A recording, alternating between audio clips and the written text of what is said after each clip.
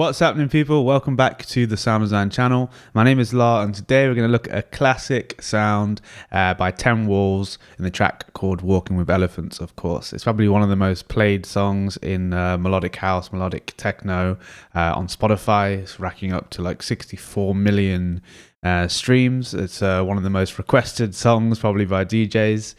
So yeah, I wanted to cover it today in Serum, as there is already a video out there in Diva by Mercury Tones, really great remake of it. So I highly suggest you go and check that out if you have Diva. But if you have Serum, I'm going to show you how it's made in Serum today. So this is the little remake.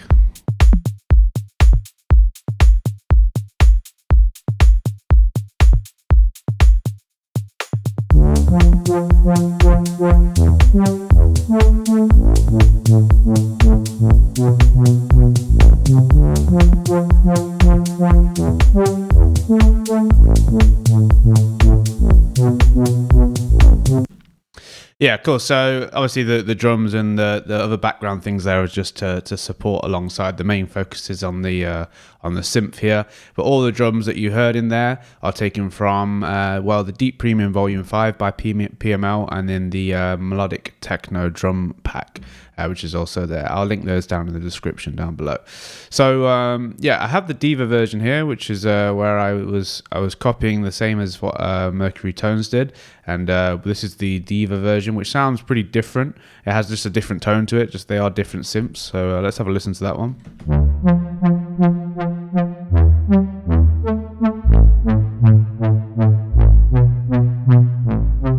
It's a bit different. It sounds almost richer, but it's also like a little less, I guess, in your face and less modern sounding.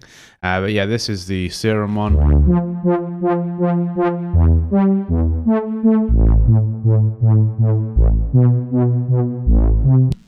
Yeah, cool. So let's go through what's going on. We unfortunately don't have this exact patch available for you to buy in any of our preset packs, but I'll walk you through what's going on here. It's not overly complicated. There's a little bit of external processing to try and make it sound really fat and condensed. But yeah, so let's just go through what's going on. I literally just used the default saws that come within Serum when you open it up. When you first open up Serum, you'll probably have just this one here, and you won't have any of the unison or anything like that. It will just be a default saw wave, and you just leave that on, turn the other one on, and then you just pitch them opposite, or not opposite from each other, but you pitch one of them down an octave, and then leave this on the original octave. I did a little bit of fine tuning, just moving the fine tuning slightly, just gives it this slight detune feel, which is nice. And then the unison, which is applied on both of them, is to add a bit of width to it. So I'll take the unison away, and you'll notice quite a bit of a difference. And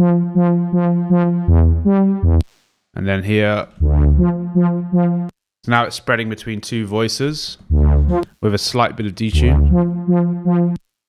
And then we got the three voices here. Ooh.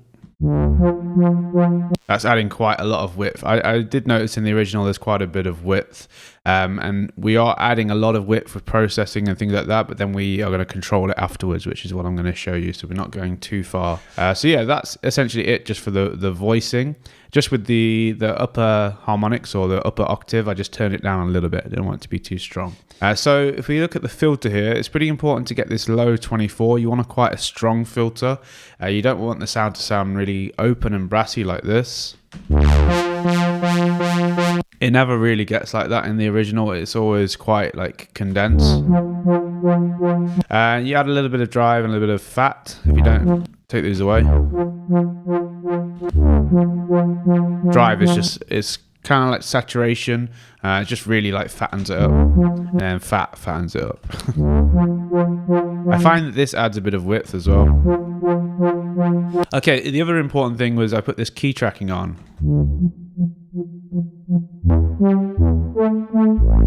So it's tracking as it moves up and down the keys, it's tracking that, and it's opening up more as it works up the keyboard, and it will be a bit deeper as it goes down the keyboard. Without that on, it doesn't really have the same kind of dynamic feel to it. I also put this velocity onto the cutoff filter, so I could play around with the velocity in the MIDI. Sorry, I haven't actually shown the MIDI yet, but this is the MIDI. It's essentially just an arpeggiator. But what I've done for the bottom notes is make them a little bit harder, so it really like punches home when it first comes in. That room. I made them a little bit longer, which is what I noticed he did. Like the bottom notes just felt a little bit like deeper and heavier. Just like here and here and so on. Yeah, it's it's a simple arpeggiator, but it's not like an average arpeggiator. It definitely changes within the melody. It doesn't repeat so much.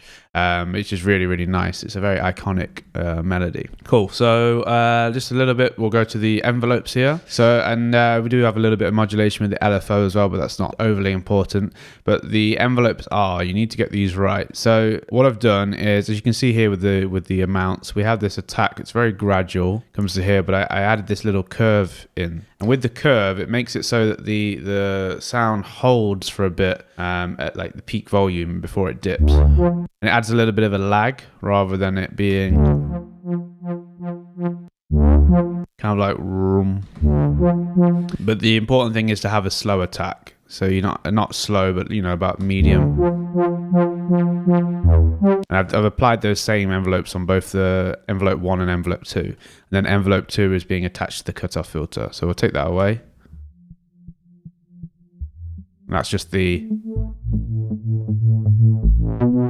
quite a cool effect. But that's just the amp envelope playing, and then we were adding this envelope 2. You just find a sweet spot as to where it kind of feels and how loud it should be and how open it should be. I would say around there. It's important to add release as well. If you take the release away, it kind of just cuts off too short. You don't want too much though. Yeah, around there. So yeah, with the LFO 1, I've just attached that to the cutoff filter and made it so that the sound gradually opens up over 2 bars. Really small amount here, not too much. The last thing is just adding a little bit of a glide here, not too much. Just to be fair, you're not going to notice it too much because the notes aren't near each other really. There's a bit of a space in between. But it does add a little bit of character, especially if you put always on.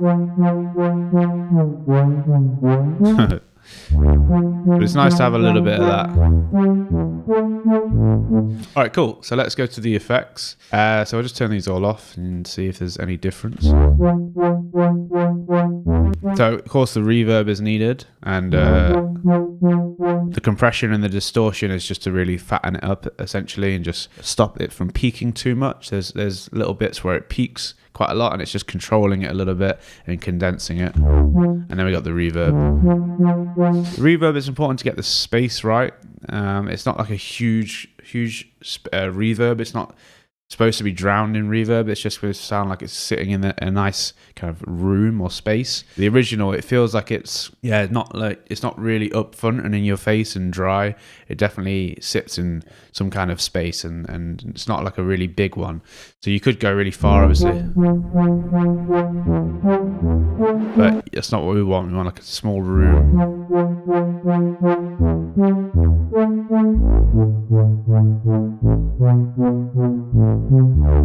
So there, it's sitting in reverb, but not too much. The chorus is not being used within Serum. I'll be honest, I don't really like the chorus in Serum.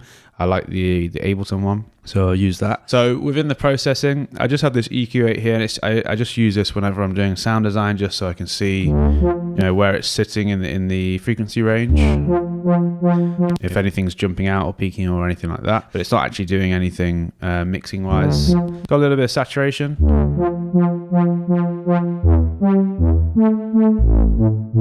Just a little bit. If I exaggerate it, you'll hear it a lot more. So we just what I want is to make it sound really, I don't know, dirty, I guess, because that's what I could hear in the original. It just sounded like not just like a normal sawtooth or anything like that. It sounded very fat and horny. So yeah, I was trying to just really exaggerate that with some saturation. and bring it out a bit. So the OTT is just controlling it again, just controlling it within the with downwards compression, and then enhancing it a bit and bringing it out. So we'll just turn that on and off.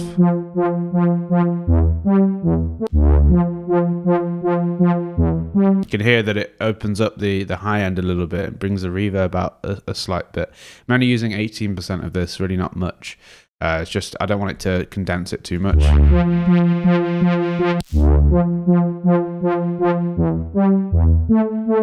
Yeah, really nice addition. And then the chorus is just to send it into a little bit of a space as well. So it's pushing it to the sides, gives it a bit of a wobble.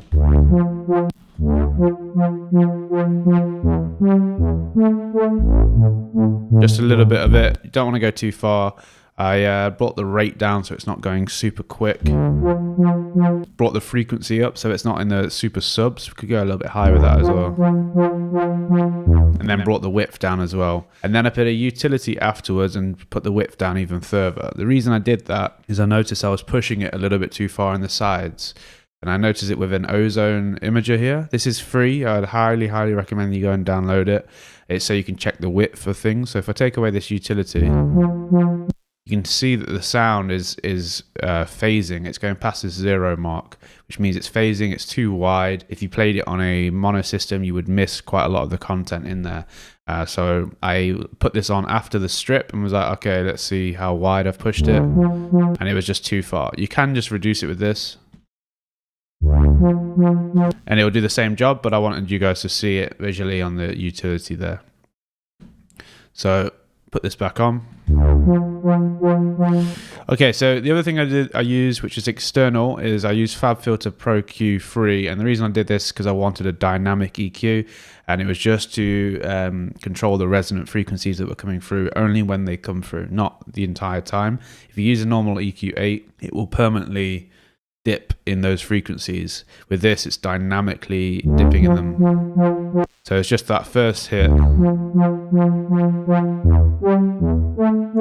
I just don't want it to, I didn't want it to be capped the entire time. So when it's playing through the other notes, those harmonics can still come through slightly. So yeah, that's what I've done there. The way you do that is, say if you put a parameter here, and then you just bring down this, and it will dynamically affect in that area. And you can put auto on so it will automatically control when it goes over a certain threshold that you see here. But anyway, this isn't a tutorial on how to use Pro Q3, but that's why I used it. I put a limiter just to really control the volume, the overall volume, and then just a sidechain EQ, sidechain compression to the kick. All together. No, that's the Diva one. All together.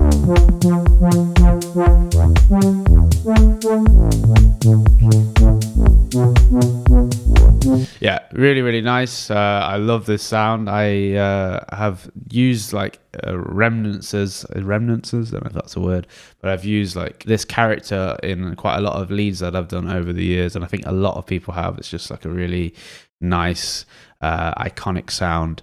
But yeah, I hope this was helpful for you guys and educational. If it was, let us know in the comments.